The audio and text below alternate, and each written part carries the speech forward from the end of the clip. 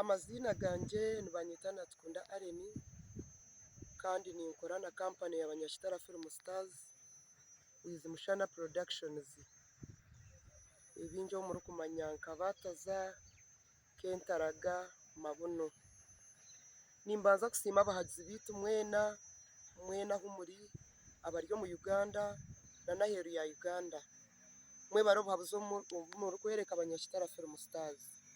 Mwe bari kwekunda, mwe bari kundo kwega, mwe bare itonto basimatine bugarikiro. Ningira binge nimwebuza ngo katubuzire umukutu gwitu ogwa YouTube kagutakira active. Konka turiyo nko kumuri kumanya yine ibintu bibe bitwasiremu ahabwemero mwetari yemwe nemwe konka nyenda kubamanyise gesha umukutu gwitu gura active.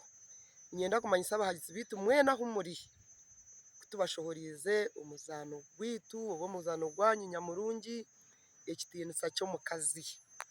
Ekitinisa Kyomukazi cyashikiro mu bantu kiriyo nikitambura abantu amasumo bariyo nibaterera abantu bariyo bashemerirwe. Mbwenu abari kuwakingira YouTube ntuza kubantu kubateraho urwa kabiri urwa kana na norwa mukaga shayi kumizo mu mwazi igera YouTube channel yitu uyerebera umuzano gwawe nyamurungi.